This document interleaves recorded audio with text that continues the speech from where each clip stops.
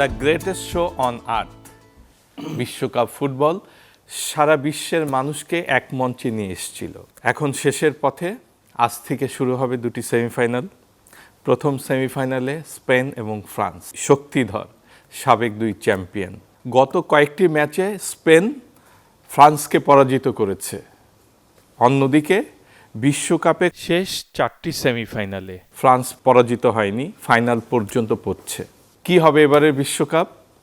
প্রিয় দর্শক, গোলসেন্স গ্রুপ এবং চ্যানেল 24-এর যৌথ আয়োজন গোলসেন্স প্রবাসী বিশ্বকাপে আপনাদের সবাইকে স্বাগত জানাচ্ছি। আমি রাজীব খান, আর আমার সঙ্গে আছেন আমাদের অত্যন্ত জনপ্রিয় পরিচিত মুখ হিরো ওমর সানি, আছেন গোলসেন্স গ্রুপের ডেপুটি ম্যানেজার লিজা আক্তার, আছেন বিশিষ্ট সাংবাদিক, ক্রীড়া বিশ্লেষক, চ্যানেল 24-এর senior sports journalist Ashik Rudra, এবং আমাদের আরেকজন অতিথি আছেন যিনি অভিনেত্রী এবং অভিনয় শেখান ছাত্রছাত্রীদের, অর্থাৎ ঢাকা তেজগাঁ কলেজের থিয়েটার অ্যান্ড মিডিয়া ডিপার্টমেন্টের হেড নওরিন সাজ্জাদ। আপনাদের সবাইকে স্বাগত। বেস্ট ওয়েস্টার্ন প্লাস বে হিলস হোটেল কক্সেস বাজার, আমাদের হানিমুনের ঠিকানা, আমাদের সুন্দরতম স্মৃতির শুরু। আমরা জানি আগের পর্বগুলোতে দুই একটি পর্বে আমরা ওমর সানি ভাইকে পেয়েছিলাম। উনি কট্টর ব্রাজিল সমর্থক, তবে ফুটবলকে ভালোবাসেন এবং নিজেও একসময় নিয়মিত ফুটবল খেলতেন। এই যে ব্রাজিল চলে যাওয়ার পর ওনার মানসিক অবস্থা কি একটু যদি জেনে আসি। আচ্ছা, মানসিক নিয়ে চিন্তা করার কোনো কারণ নেই। খেলাটা তো খেলার জায়গায় থাকবে। মানসিক চিন্তা ভাবনা, এটা তো আমার ফ্যামিলি না যে মানসিক চিন্তা করে প্রেশার হাই হয়ে যাবে, মানসিক চিন্তা করে আমি আমার দেশকে ছোট করব, মানসিক চিন্তা করে ধর্মকে ছোট করব। আমরা তো একটু খুনাখুনি রক্তারক্তিও দেখতে পাচ্ছি। কঠোর সমর্থক যারা, এই কঠোর সমর্থকের মধ্যে আমি নাই। আমি যদিও ডাইহার্ড ব্রাজিলের সাপোর্টার, কিন্তু বাট আমি সাদাকে সাদা বলার চেষ্টা করি, কালোকে কালো বলার চেষ্টা করি। মানে এটাই হচ্ছে মূলত কথা। আরেকটা মানে বিনয়ের সাথে বলতে চাই, সেটা হচ্ছে যে গোলসেন্স থেকে প্রায় শেষ লগ্ন আমাদের। গোলসেন্স একটি বাংলাদেশের নম্বর 1 ব্র্যান্ড পর্যটন ক্ষেত্রে। তো যারা গেস্ট হয়ে আসছেন, আমি এটার চিফ অ্যাডভাইজার। খালি এটুকুই কথা বলবো যে থ্যাংক ইউ রাজীব সাহেব আপনাকে, এবং একদম শেষ জায়গায় হয়তোবা এই পর্বে আপনার সাথে নাও দেখা হতে পারে, কিন্তু চ্যানেল 24 এবং Goldsense group it's really fabulous. Argentina দেখেই তো বোঝা যাচ্ছে নওরিন সাজ্জাদকে। অবশ্যই আর্জেন্টিনা আর কতদূর যাবে, নাকি আগামীকালই বিদায়? না, অবশ্যই না। আমরা যারা আর্জেন্টিনার খেলা দেখছি, যারা আর্জেন্টিনার ভক্ত, আমরা তো চাই ব্যাক টু ব্যাক কাপ হাতে আর্জেন্টিনাকে দেখতে চাই। যেহেতু রেফারি ফিফা আপনাদের সঙ্গে আছে। অবশ্যই না, প্লিজ। আমরা যদি যারা আপনার খেলা দেখছেন, অবশ্যই আমি বিশ্বাস করতে চাই আপনারা সবাই খেলা দেখছেন, এবং যেটা নিয়ে কন্ট্রোভার্সি হচ্ছে, যেটা কন্ট্রোভার্সি তৈরি করা হচ্ছে ইচ্ছাকৃত, সেটা ফিফার নিয়মগুলো, ভিএআর পদ্ধতির, এদের রুল সম্পর্কে আমরা সবাই অবগত আছি। সো আমার মনে হয় না আমরা ওই ফেক কন্ট্রোভার্সিগুলোকে তুলে আবার আমাদের এই সম্মানিত অতিথিদের সামনে, ইভেন আপনার সামনে রাজীব ভাই, আমি জানি আপনিও একজন ফুটবল সমর্থক, আপনি ভীষণ রকম খেলা পছন্দ করেন। সো নিশ্চিতভাবেই আমরা সেই ব্যাপার নিয়ে আলোচনা করতে চাই না, যেটা অবশ্যই আমি আপনি চাচ্ছি না, কিন্তু ফুটবল প্রেমী যারা সারা বিশ্বের বিশেষজ্ঞ, তারা তো এই কথা বলেই যাচ্ছে। বিশেষজ্ঞরা কিন্তু সেটা বলছে না রাজীব ভাই, বিশেষজ্ঞরা কিন্তু দেখেন, তারা কিন্তু বলছে যে আর্জেন্টিনা যে কন্ট্রোভার্সির কথা হচ্ছে, আপনার মিশর ম্যাচের সাথে বলেন বা মিশরের কথাই ধরি আমরা। আচ্ছা, এই যে মিশরের কথা আমি আসবো, এই জায়গাটায় আসবো। ওমর সানি ভাই, এই যে মিশরের সঙ্গে কি হয়েছে বলেন তো একটু। অভিনয়ের জগতের আমার খুব কাছের একজন মানুষ, কারণ আমিও অভিনয় শিখতে চাই। হ্যাঁ, ম্যাডাম মানুষ, কিন্তু যেভাবে কথাগুলি বললেন একটু ঘাটতি আছে, অনেক জোর দিয়ে বলতে চেষ্টা করছিলেন। তা যাই হোক, আমি তো বলি যে এটা একদম ডাইরেক্ট ডাকাতি মিশরের বিপক্ষে। এই ডাকাতিটা হওয়াটা উচিত না। মানে আমার ব্যাপারে যেরকম দেখেন, একটু মানে আমি তো আসলে কথা বলতে চাই না, পেঁচায় ফেলায়। আমি যেরকম বলার চেষ্টা করেছি যে মেসি আনডাউটলি সে ফুটবলের বস, আমি এটা অস্বীকার করব না, স্যালুট মেসিকে। বাট ম্যারাডোনা তার সব কিছু স্ক্যান্ডালের পরে একদম শেষের দিকে কিউবাতে গিয়ে সে বলেছিল যে এইটা একটা ক্রাইম ছিল। এরকম যেন এই ক্রাইমের কথা, কি ক্রাইম ছিল মানে হাত দিয়ে গোল দেওয়া, তারপর হচ্ছে 78-এর এই ঘটনা, তারপরে 92-তে তার ড্রাগসের যে ইয়ে, এই তিনটা জিনিস নিয়ে উনি বলেছিলেন। আমি বলার চেষ্টা করেছি মেসি যেন মানে আগামী 3-4-5 বছর পরে গিয়ে খেলাধুলা যখন ছেড়ে দিবে তখন যেন এই কথাটা ম্যারাডোনার মতো করে যেন প্রতিবন্ধীর মতো না মানে বলে। কি এই যে ডাকাতির কথা বললেন সেটা কিভাবে ঘটেছে সেই বিষয়টা? না মানে এই বিষয়টা হচ্ছে কি ডাইরেক্ট ডাকাতি হয়েছে, তারপরও আমি বলবো যে আনডাউটলি একটা গুড টিম মানে আর্জেন্টিনা এই ধরনের কোনো কর্মকাণ্ডের সাথে না থাকাই ভালো, খেলা তো খেলার মধ্যেই থাকাটা আমি ভালো। কে নওরিন এই ডাকাতির জবাবটা আমি কি? ভাইয়াকে প্রশ্নটা করতে চাই, আপনার প্রশ্ন দিয়ে যে ভাই আপনি যে বলছেন ডাকাতি, এই যে দুটো ফাউল নিয়ে যে কন্ট্রোভার্সি হয়েছে, আমি নিশ্চিতভাবেই জানি যে আপনি জানেন দ্যাট ওয়াজ নট ফাউল। সালাকে এটা ফাউল ছিল না, অলরেডি বলটা তার কাছ থেকে চলে গেছে, ওটা ওটা ওটা ফাউল ছিল না ভাইয়া। আপনি আপনার মতো বিজ্ঞ মানুষ, যে আমাদের মতো যারা অল্প জানা বা যারা কিছুই না জেনে শুধুমাত্র আর্জেন্টিনা, আমিও কিন্তু আর্জেন্টিনা ভক্ত, বাট আমি নিজেকে এটা বলতে স্বাচ্ছন্দ্য বোধ করি না যে আমি অন্ধভক্ত। আমার স্পেনের খেলা ভালো লাগে, I like Mbappe, but I love Messi. হ্যাঁ, but it was not a foul ভাইয়া। আপনি অবশ্যই, এবং এটা যদি ওকে পেছন থেকে আটকানো হতো, যেটা মিশর করেছিল প্রিভিয়াসলি, যে কারণে তাদের গোল বাতিল হয়েছিল, ভিআর যেটা বলছে, এবং আমরা নিশ্চিতভাবে আমি জানি ভাইয়া যে আপনি নিশ্চিত ভিআর এর রুলগুলো জানেন। ভিআর থেকে কিন্তু রেফারিকে ডাকা হয়েছিল, রেফারি কিন্তু বলে নাই যে আমি যাই, বা আর্জেন্টিনাও বলে নাই। ইভেন ভাইয়া, ইভেন নট ইভেন সালা claim that was A foul, not even সালা। আচ্ছা আমি শেষ করে দিই। আপনার শাড়িটা পরে খুব কিউট লাগছে, খুব সুন্দর লাগছে আপনাকে। আপনাকে ফলো করে আল্লাহ তাআলা, আমি যখন বাসার থেকে বের হই আমি জানতাম না আপনি এত সুন্দর করে ড্রেস আপ করবেন। আমি তার জন্য কালারটা ম্যাচ করার চেষ্টা করেছি।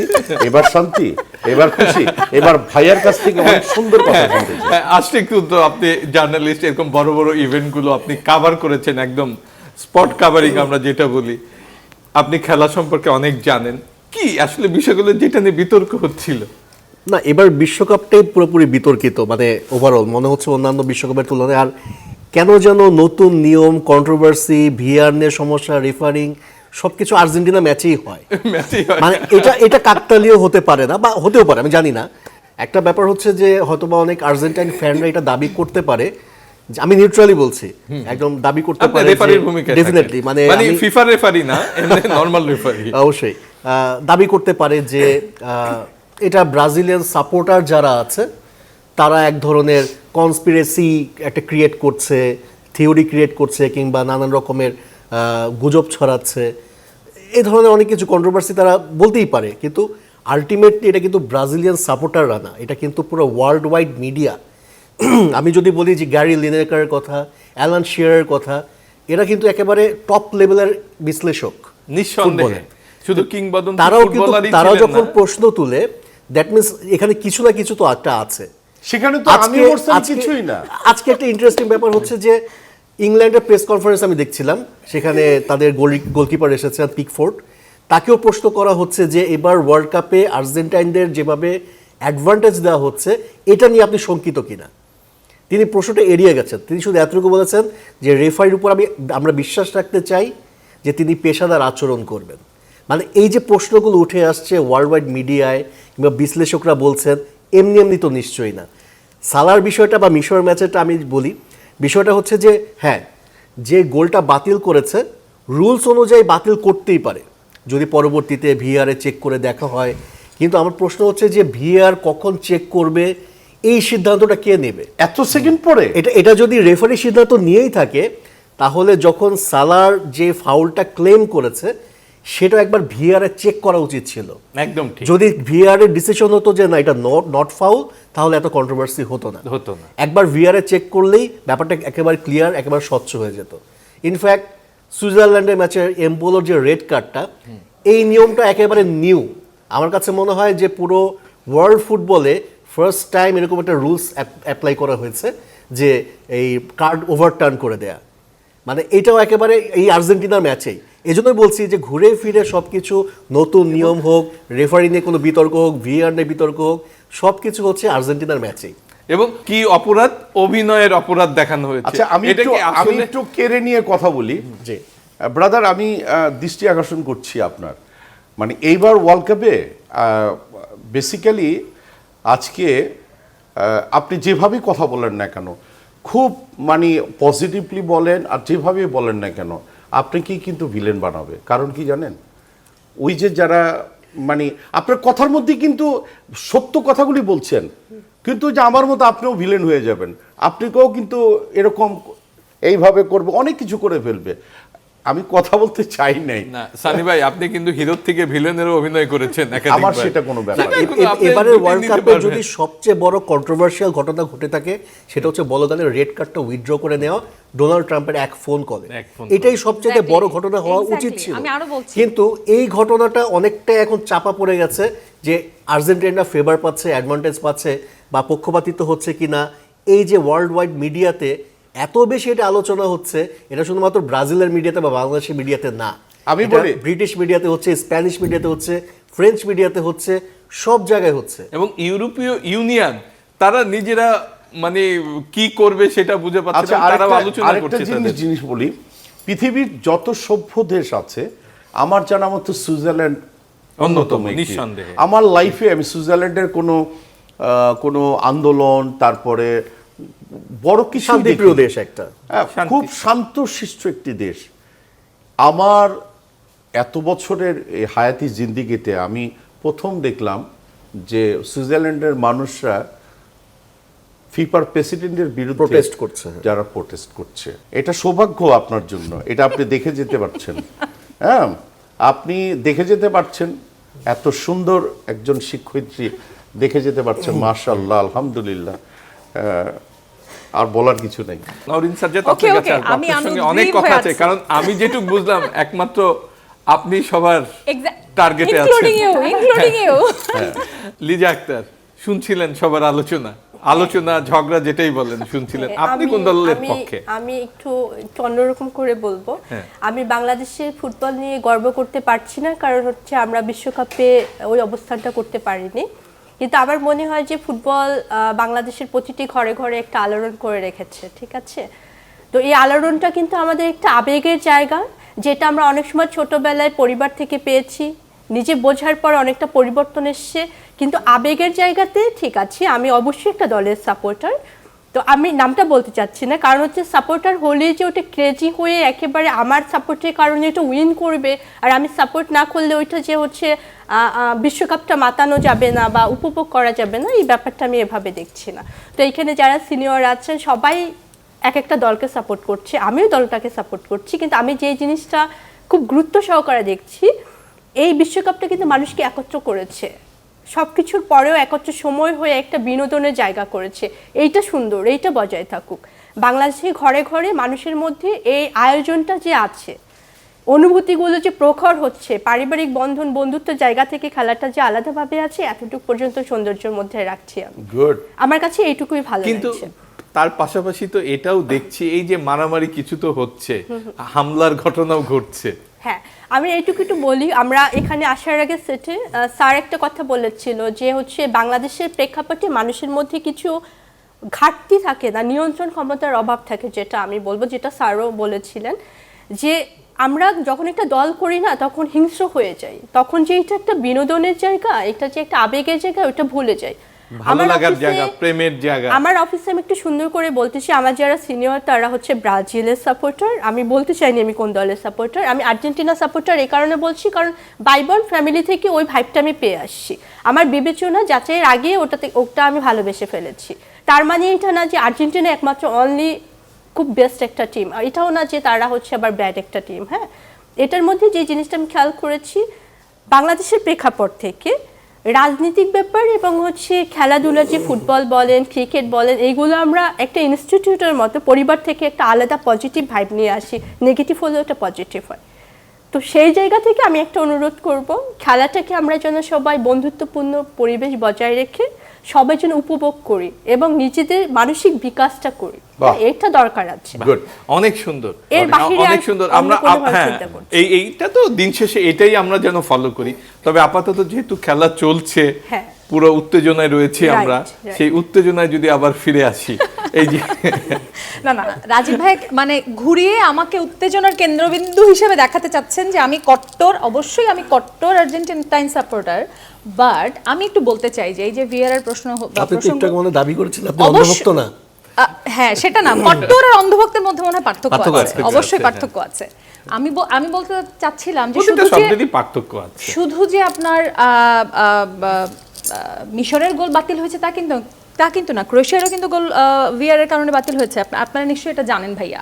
হ্যাঁ, তো বেশ তাহলে কয়েক- এটা নিয়ে অনেকগুলো গোলই বাতিল হয়েছে। কন্ট্রোভার্সি হচ্ছে না, তা কেন? আমার প্রশ্ন এটা, সানি ভাইয়ের কাছে প্রশ্ন এটা, ভাইয়ার কারণ কাছে প্রশ্ন এটা। আমি বলি- আরো একটা প্রশ্ন আছে আমার, নরওয়ে ইংল্যান্ডের খেলায় যেটা ডিরেক্ট একটা মানে আমরা ফিফা রুলও জানি যে আউটার কোনো অবজেক্টের সাথে যদি কোনো বল লেগে সেটা ডিরেক্ট গোল হয় সেটা বাতিল হবে, সেটা কিন্তু হয় নাই। তাহলে এটা নিয়ে কেন প্রসঙ্গ উঠছে না? নরওয়েকে অবশ্যই অত্যন্ত শক্তিশালী একটা টিম হিসেবে দেখা হচ্ছিল এবং হাল্যান্ড মেসির সাথে কম্পিট করছিল। দেখেন হাল্যান্ড, এমবাপ্পে, হাল্যান্ড, তাদের এইজ দেখেন, মেসির এইজ দেখেন। মেসি একটা কনসিস্টেন্ট প্লেয়ার যে 20 বছর ধরে তার সে যে শ্রেষ্ঠ বা তার শ্রেষ্ঠত্ব ধরে রেখেছে সে। তো এই একটা মানুষকে তার নমনীয়তা দিয়ে তার যে টিমটা সে বিল্ড করেছে যে দে কুড ডাই ফর হিম।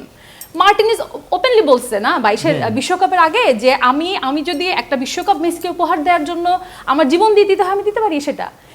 সবাই বলে, আপনারা সবাই বিজ্ঞ মানুষ সবাই জানেন যে মানে একটা কথা খুবই প্রচলিত যে Messi is playing for Argentina and the whole team is playing for Messi. Why? কেন না? এরকম একটা মানুষকে কেন কেউ পছন্দ করবে না, বা কেন তাদের প্রতি আক্রমণের শিকার হবে আর্জেন্টিনা? আমার প্রশ্নটা আসলে এটা। আমি উত্তর দিব? হ্যাঁ, উত্তর দেন। আচ্ছা, সেটা হচ্ছে অভিনেত্রী অভিনেতা, মানে সবসময় তো হিরোদের জয় হয় না, ভিলেনদের জয় হয়। আপনাকে বলছি। আমরা দেখে অভ্যস্ত হিরোদের জয় হয়, কিন্তু যেই মুভি তখনই বেশি হিট হয় বা মানুষের কাছে তখনই ভালো লাগে যেখানে কখনো কখনো আচ্ছা, ভিলেনদেরও জয় হিরোর হয়। সংখ্যা বেশি থাকে নাকি ভিলেনদের সংখ্যা বেশি? হিরোর সংখ্যা বেশি থাকে। তাহলে আপনার কথা মনে হচ্ছে পৃথিবীতে সব ভিলেন, না, না, না, শুধু অবশ্যই না। হিরোদের সংখ্যা এত কম কেন?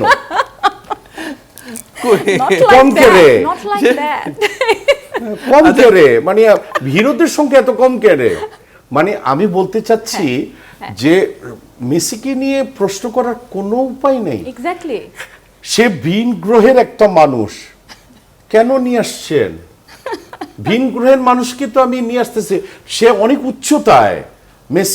মেসি কিন্তু এখন প্লেয়ার বললে ভুল হবে, ভিন সে গ্রহের মানুষ। দার্শনিক একটা, আমি মনে করব সে মাথা দিয়ে খেলে কিন্তু, Absolutely, রাইট? absolutely. তাহলে বলেন, আমি প্রশংসা করছি, হ্যাঁ, হ্যাঁ, definitely কিন্তু ভাইয়া। কঠোর না কিন্তু আমি না, না, আমি ব্রাজিলের কঠোর না কিন্তু আমি কিন্তু কঠোরপন্থী ব্রাজিলের সাপোর্টার না, রাইট? মানে বিষয়টা হচ্ছে কি, আপনাদেরকে নিয়ে এত কথা বলে, ডেফিনেটলি আপনাদের ভিতরে অনেক কালিমা আছে যেটা করা যায় না, কিন্তু আমি এদিকে আসছি না।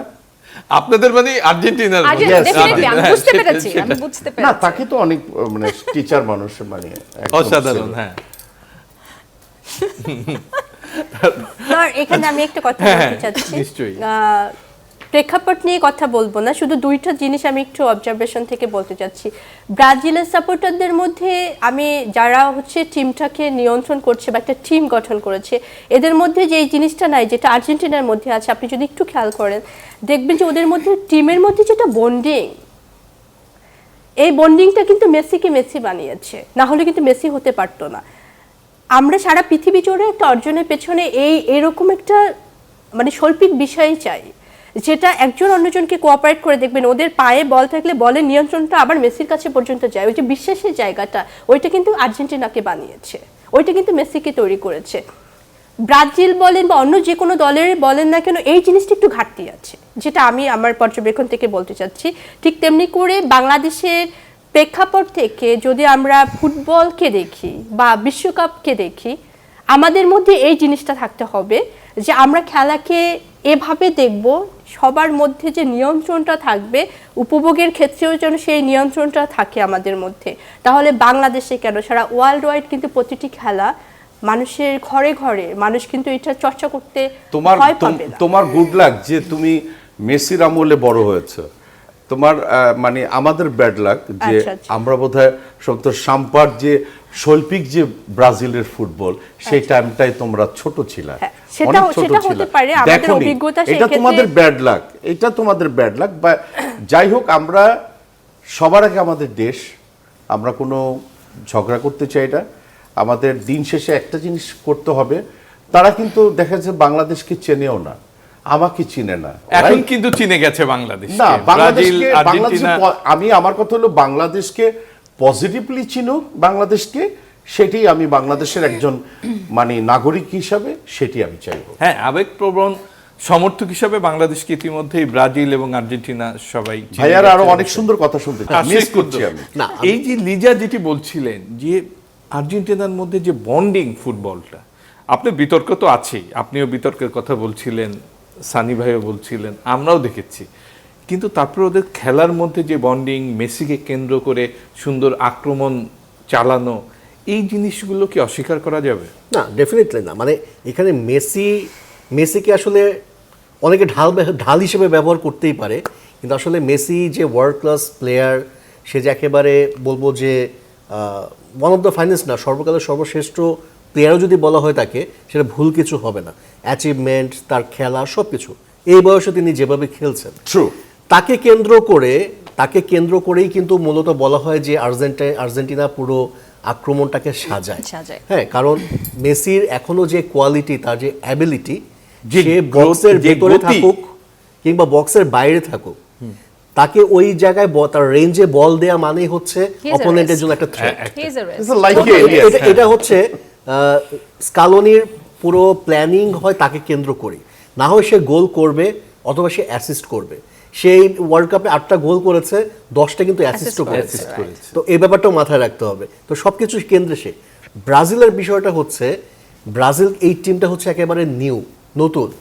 আর্জেন্টিনার যে দলটা, এটা কিন্তু এখনো সেই 2022-এর দলটাই। Yes, একই সেম কম্বিনেশন, সেম বন্ডিং তাদের মধ্যে, এই কারণে Even সেই stronger. বোঝাপড়াটা খুব ভালো, সিনক্রোনাইজটা খুব ভালো, যেটা আসলে ব্রাজিলের মধ্যে নাই।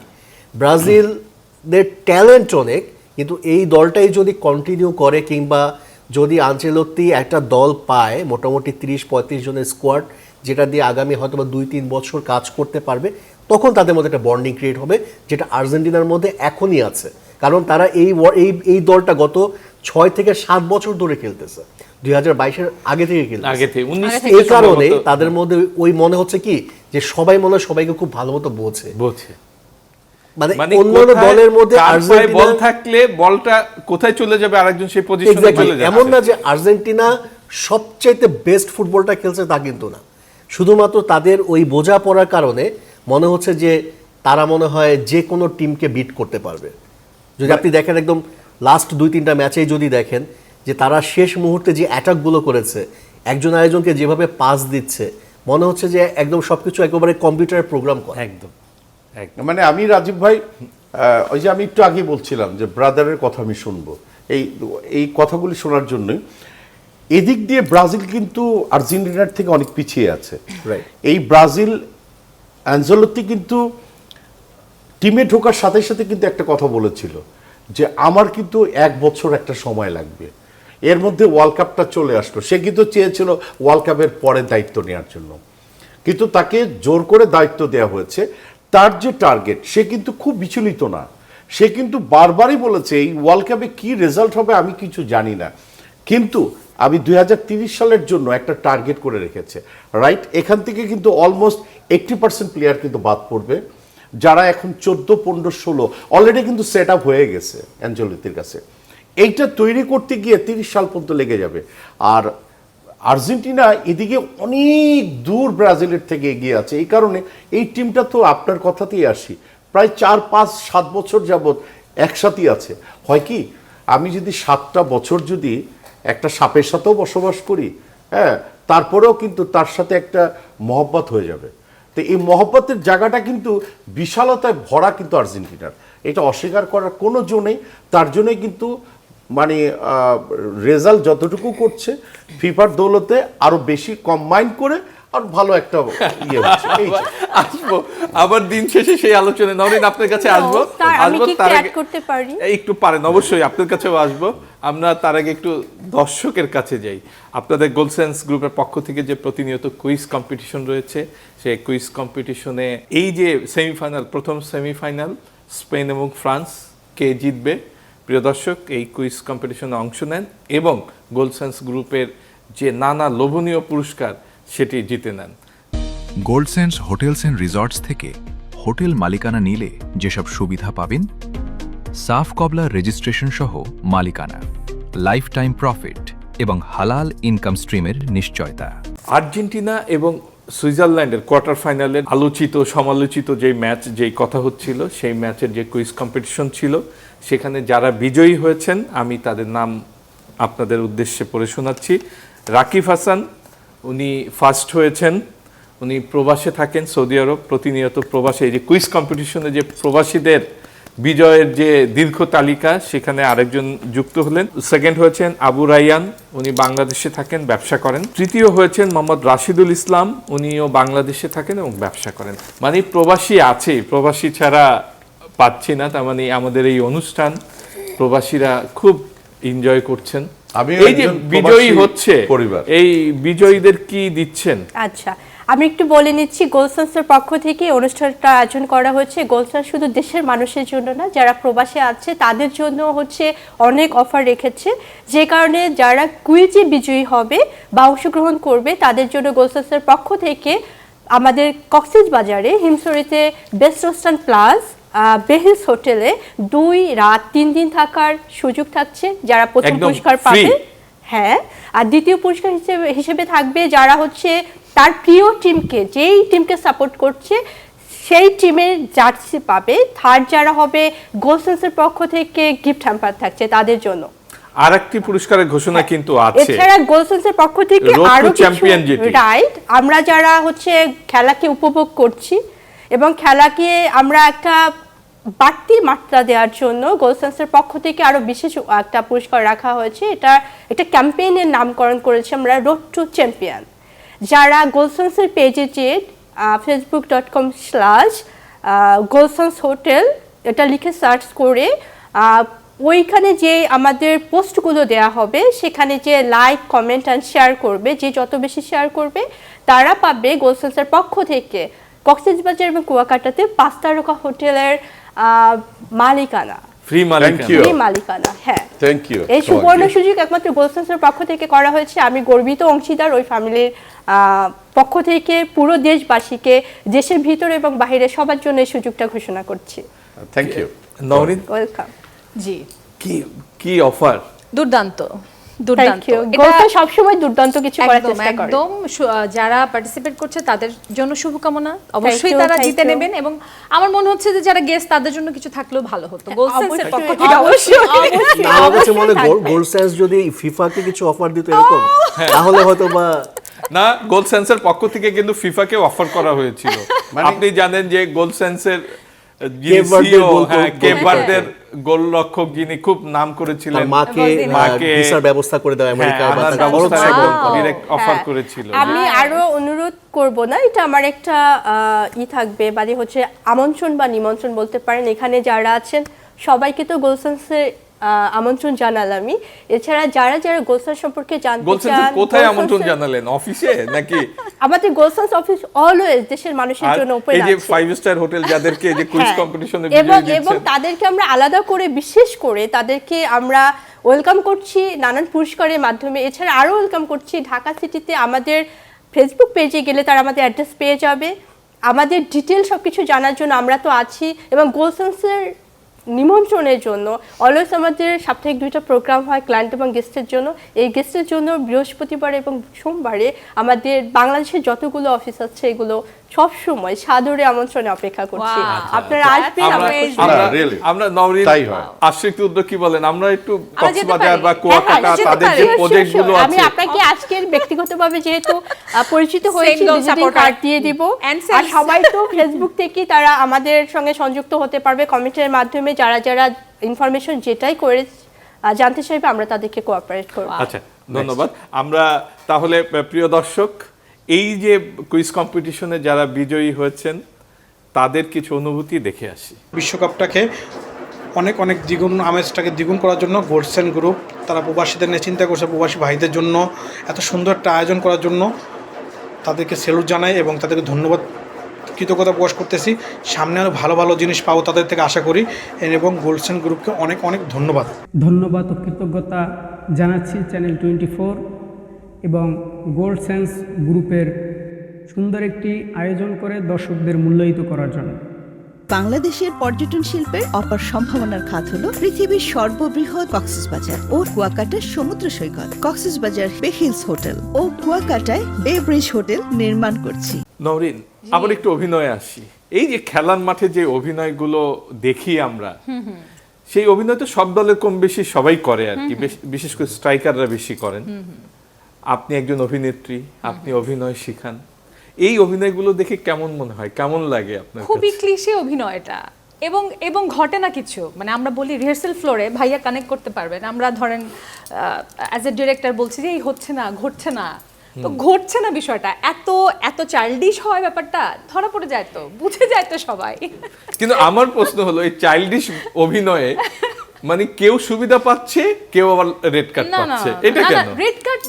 Red card that was the rule ভাই, রাজীব ভাই আমি বলি ও বিপদে আছে এই কারণে যে কথার পরিপ্রেক্ষিতে ওনার কাছে মনে হচ্ছে আপনি ভিলেন, ওনার কাছে মনে হচ্ছে আমি ভিলেন, আর তারপরে ছোট ভাই তো ভিলেন আছে, ওরে রাখছে হচ্ছে মানে ইয়ের মতো করে। আসলে ও কি ভিলেন? আবার শুনছে ও আর্জেন্টিনা করে। তা যাই হোক, কম বেশি করে তেজগাঁও যাওয়ার সময় ম্যাডামের জন্য গাড়িটা একটু ব্রেক করব এবং ই করব, কারণ মানে অভিনয় তো ভালো করে শিখতে পারিনি। যদি একটু শিখতাম তোর ভালো হইতো। তবে মাঠের অভিনয়গুলো খুব ভালোই দেখছি আমরা, আসলে আমরাও এনজয় করছি, সবাই সব দর্শকই আমরা এনজয় করছি, প্রতি খেলাতে এনজয় করছি। কোনো একটি বিশেষ দলের কথা বেশি না হলেই ভালো হয় আর কি। হ্যাঁ হ্যাঁ, চোখের এক্সপ্রেশনটা ভালো লাগছে, দুর্দান্ত হয়েছে, দুর্দান্ত। প্রিয় দর্শক, আবারও আপনাদের কাছে আমাদের প্রবাসে আমাদের যে সহকর্মীরা প্রতিনিয়ত বিশ্বকাপের কিছু তথ্যচিত্র পাঠাচ্ছেন, সেগুলো এবার একটু দেখে আসি। আমি দাঁড়িয়ে আছি আর্জেন্টিনা টিম হোটেলের সামনে, গ্র্যান্ড হায়াত বাক হেড এই আটলান্টায়। কিছুক্ষণ আগেই কিন্তু আর্জেন্টিনা দল এই মাত্র কিন্তু আসলে এই শহরে পৌঁছালো এবং এই হোটেলে এসে ঢুকলো। একে একে নামবেন ফুটবলাররা এবং কোচিং স্টাফের সদস্যরা। সবার আগে নামলেন কিন্তু লিওনেল স্কালোনি, দলের হেড কোচ। ক্যানসাসে অনুশীলন করেই কিন্তু আর্জেন্টিনা দল এই আটলান্টায় এসছে। আটলান্টায় কাল অনুশীলন করে পরের দিন কিন্তু ম্যাচ খেলতে নামবে, অর্থাৎ 2 রাত নিশ্চিত থাকবে। ম্যাচ যেহেতু দুপুরে, সেদিনও কিন্তু তারা চলে যেতে পারে পরের ভেন্যুতে, অথবা এখানেই থেকে তারপরের দিন ফাইনালে উঠলে ফাইনালের ভেন্যু অথবা অন্য জায়গায় যাবে। একে একে দেখছেন সব প্লেয়াররা কিন্তু নামছেন। প্রথমে স্কালোনির পর তাদের সহকারী কোচিং স্টাফের সদস্যরা কিন্তু নামছেন। পাবলো আইমারকে দেখা যাচ্ছে, তিনি কিন্তু নামলেন। এরপর একে একে Emiliano Martinez, Cuti Romero, Mac Allister, Pablo, তারপরে আছেন লাউতারো মার্তিনেজ। এরপরে দেখা যাচ্ছে যে আসলে সবাইকে আমরা অপেক্ষা করছি, একে একে নামছেন তারা, এবং অনেকে হয়তো পেছন থেকে দেখা যাচ্ছে না, খুব একটা চেনাও যাচ্ছে না, কিন্তু তারপরেও আমরা বলতে পারছি যে অন্যদের যাদেরকে চিনতে পারছি তাদের নাম আমরা বলছি। কুতি রোমেরোর কথা বলছি আমরা, এবং আমরা বলছি দেখা করছিলাম, এবং অন্য প্লেয়ারদের কথাও আমরা বলছি। কুতি রোমেরোর কথা কিন্তু বললাম, এমিলিয়ানো মার্তিনেজের কথা বললাম। এরপরে কিন্তু হুলিয়ান আলভারেজকে দেখা যাচ্ছে। এরপরে লিওনেল মেসির জন্য আমরা অপেক্ষা করছি। সবাই নামছেন, কিন্তু মেসি কোথায়? মেসিকে আমরা খুব একটা খুঁজে পাচ্ছি না, এখনও তার দেখা নেই, তিনি কিন্তু এখনও সামনে আসেননি। গেট একবার বন্ধ হয়ে গেল। মেসি কোথায়? মেসি কি আসেননি এই ফ্লাইটে, কিংবা এই দলের সাথে, নাকি আলাদা এসছেন, অন্য পথে ঢুকছেন? আবারও দরজা খুলে গেল গেটের। আমার মনে হচ্ছে যে এখন লিওনেল মেসি নামতে পারেন। একমাত্র শেষ ব্যক্তি হিসেবে লিওনেল মেসি ছিলেন বাসে, তার জন্যই সবার অপেক্ষা। ঘন্টার পর ঘন্টা অপেক্ষা করেছেন দর্শক, সমর্থক, এখানকার ভক্তরা। কয়েকশো ভক্ত কিন্তু এখানে বিকাল থেকে রাত অবধি কিন্তু অপেক্ষা করছে। এখানকার সময় রাত 11টা পেরিয়ে গেছে আটলান্টার সময়। সেখানে কিন্তু আর্জেন্টিনা দল এসছে নির্ধারিত সময়ে বেশ খানিকটা পরে, 2 থেকে 3 ঘন্টা পরে কিন্তু তারা এসছে, এবং এই সেই লিওনেল মেসি যার জন্য এতক্ষণ কতক্ষণের অপেক্ষা, তিনি কিন্তু আসলেন এবং তিনি কিন্তু নামলেন, আস্তে আস্তে নেমে হোটেলের ভেতর ঢুকে গেলেন। যার জন্য এত অপেক্ষা, এতক্ষণের প্রতীক্ষা সব কিন্তু শেষ হয়ে গেল কয়েক মুহূর্তের মধ্যে।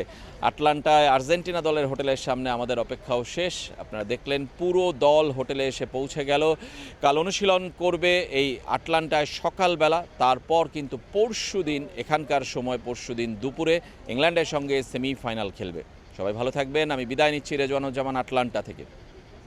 আশিক রুদ্র, এই যে অভিনয়ের কথা হচ্ছিল খেলার মাঠে, এই অভিনয়গুলো কিন্তু আমি যেটি বললাম যে কেউ সুবিধা পাচ্ছে, কেউ রেড কার্ড পাচ্ছে। এটা নিয়ে তো আলোচনাটা বেশি হচ্ছে, এই কারণেই এত কন্ট্রোভার্সি, কিংবা যারা আসলে আমরা তো নর্মাল শুধুমাত্র হয়তো বা খেলাগুলোকে কাভার করি কিংবা কী হচ্ছে সেই রিপোর্টটা বা প্রতিবেদনটা তুলে ধরি, কিন্তু যারা আসলে বড় বড় বিশ্লেষক যারা আছেন, আমি যেমন বিবিসির অনেক বিশ্লেষক আছে, তাদের প্রতিদিনই কিন্তু প্রোগ্রাম হচ্ছে, তাদের টেলিভিশনে হোক রেডিও প্রোগ্রামগুলো তাদের খুবই পপুলার, সেখানে সব ওয়ার্ল্ড ক্লাস প্লেয়াররা আসে বা সাবেক ফুটবলাররা আসে, তারা বিশ্লেষণ করে।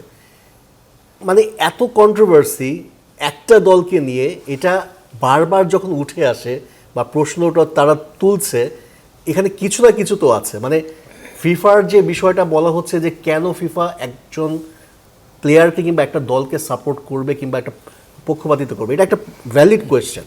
সেখানে অনেকে এটাও বলছে যে এখানে একটা মার্কেটিংও একটা অনেক বড় একটা ফ্যাক্টর হিসেবে কাজ করে। লিওনেল মেসির মার্কেট ভ্যালু কত সেটা আমরা সবাই খুব ভালো করেই জানি।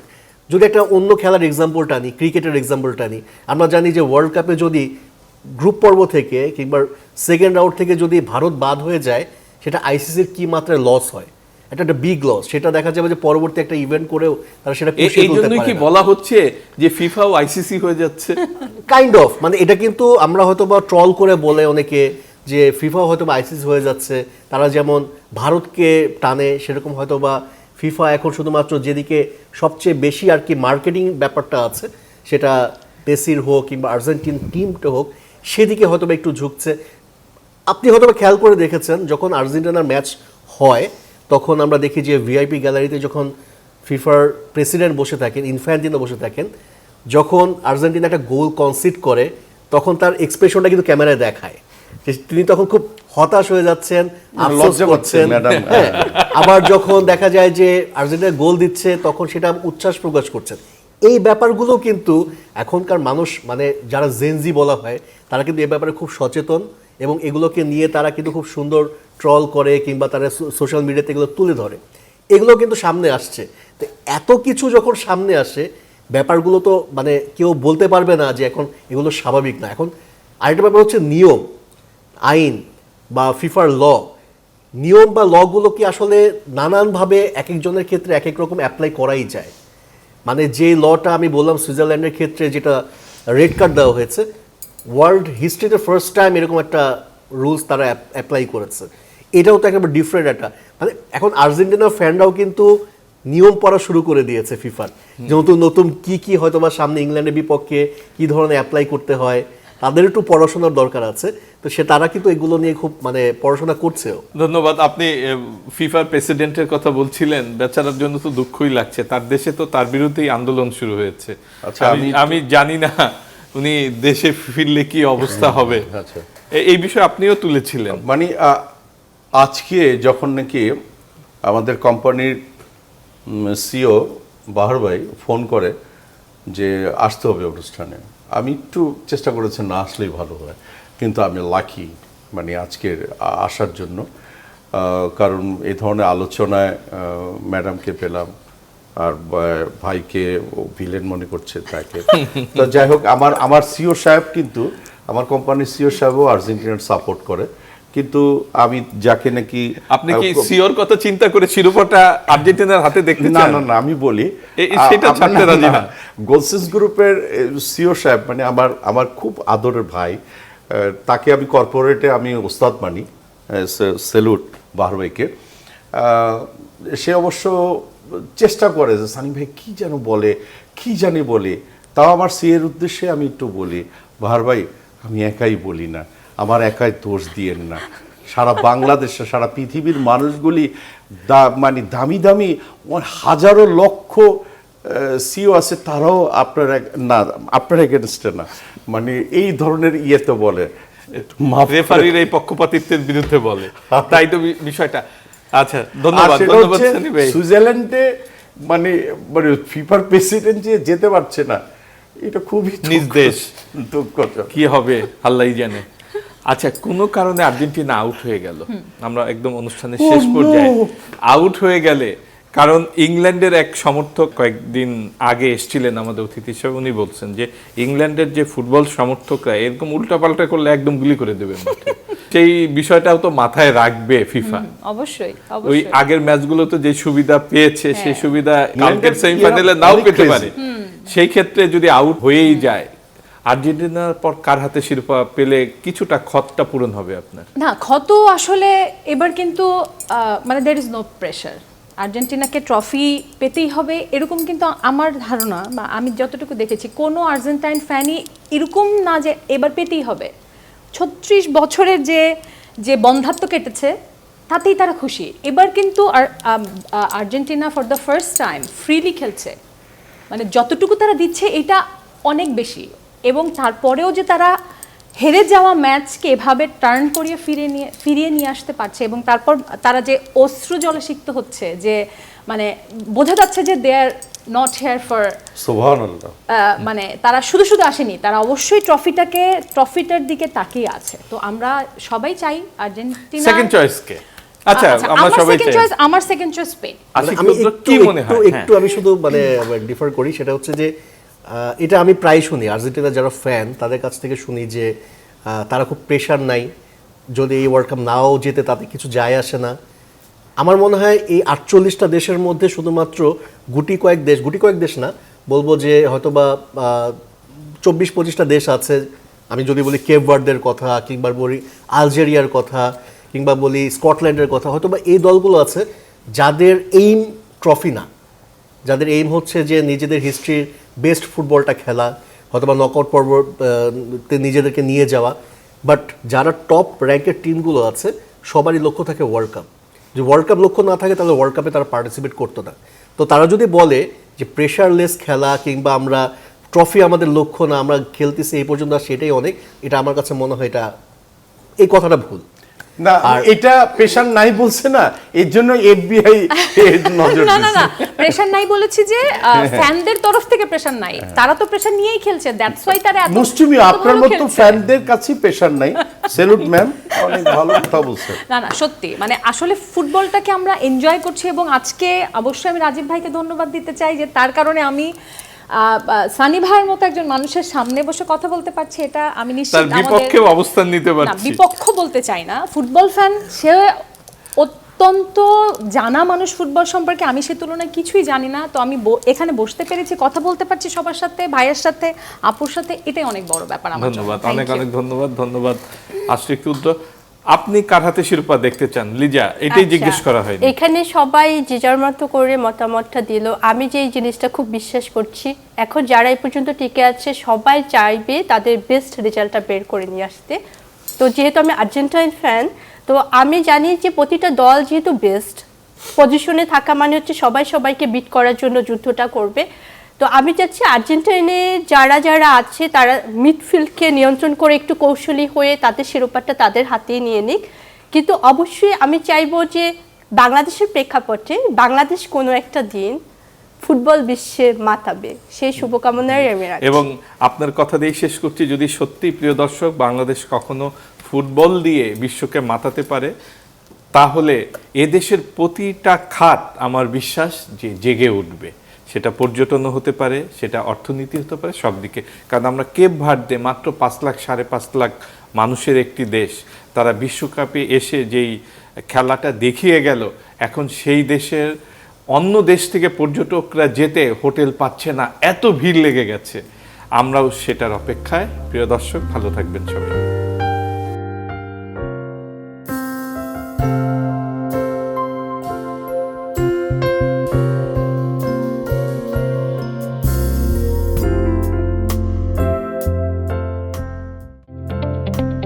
নতুন জীবনের শুরুতে আমরা চেয়েছিলাম এমন কিছু মুহূর্ত যা সারা জীবন মনে থাকবে, যেখানে সমুদ্রের ঢেউ আর পাহাড়ের সবুজ আমাদের স্বাগত জানায়।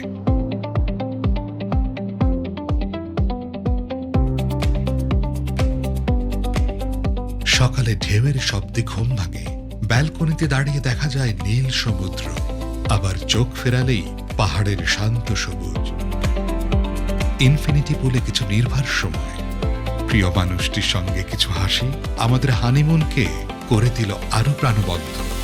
দিনের শেষে সুন্দর একটি ডিনার, তাজা সি ফুড আর শান্ত পরিবেশে আমরা উদযাপন করলাম আমাদের নতুন পথ চলা।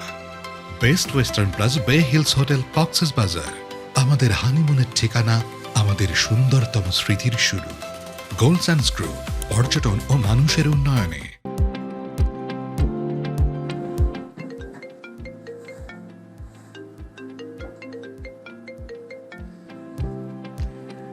আম্মু, বাবা, অনেকদিন তো বিদেশে পড়ে আছিস, এবার দেশে আয়। দেশে এসে আমি কি করব?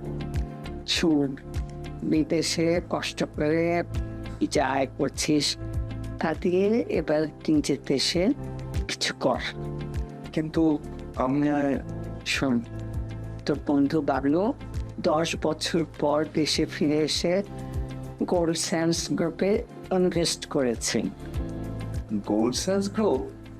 পর্যটন হোটেল নির্মাণের শীর্ষ প্রতিষ্ঠান গোল্ডসেন্স গ্রুপ পর্যটন নগরী কক্সবাজার ও সাগরকন্যা খ্যাত কুয়াকাটায় গড়ে তুলছে বিশ্বমানের নান্দনিক হোটেল। এখানে ইনভেস্ট মানেই সাব কবলার স্টেশনের মাধ্যমে 5 তারকা হোটেলের মালিকানা লাভ, সেই সাথে আজীবন হালাল আয়ের নিশ্চয়তা আর নিজের হোটেলে বিলাসী অবকাশ যাপনের দারুণ সুযোগ। শোন বাবা, টাকা জমিয়ে না রেখে সেটা কাজে লাগাতে হয়। এখন তুমি কি চাও সেটা বলো। প্রবাসী সন্তানের কষ্টের টাকায় দেশের মাটিতে সম্পদ গড়ে উঠুক, এটাই মা আর তার পরিবারের সবার চাওয়া। ওকে আম্মু। যাচাই বাছাই করে কষ্টার্জিত অর্থ বিনিয়োগ করুন, নিজের ভবিষ্যৎ নিজেই গড়ুন। শতভাগ আস্থার নাম গোল্ডসেন্স গ্রুপ, সুদ মুক্ত জীবন, হালাল উপার্জন। আপনার টাকা কি শুধু শুধু সেভিংসে পড়ে আছে? সময় এসেছে সেটাকে এমন জায়গায় রাখার যেখান থেকে নিয়মিত আয় এবং অ্যাসেট গ্রোথ দুইটাই নিশ্চিত করবে। বাংলাদেশের number 1 hotel developer company Goldsense group আপনাকে দিচ্ছে 5 স্টার হোটেল ওনারশিপের সুযোগ, যেখানে আপনি শুধু একটি ওনারশিপ কিনছেন না, বরং তৈরি করছেন একটি লং টার্ম ইনকাম সোর্স। আমাদের প্রতিটি প্রজেক্ট কক্সবাজার ও কুয়াকাটার প্রাইম লোকেশনে অবস্থিত। বে ম্যারিনা ইনানি, বে স্যান্ডস কলাতলি, বে bridge Kuakata, Kuakata tourism city এবং বে হিলস। প্রতিটি প্রজেক্ট কৌশলগতভাবে তৈরি করা হয়েছে যেন আপনার ওনারশিপ থেকে আসে কনসিস্টেন্ট হালাল ইনকাম। পাশাপাশি থাকছে এক্সক্লুসিভ রিওয়ার্ড কার্ড সুবিধা, যার মাধ্যমে আপনি শপিং, হসপিটাল এবং লাইফস্টাইল পার্টনার আউটলেটসে বিশেষ ডিসকাউন্ট ও বেনিফিটস উপভোগ করতে পারবেন। আজই আপনার হোটেল ওনারশিপ নিশ্চিত করতে এখনই কল করুন অথবা হোয়াটসঅ্যাপে মেসেজ করুন।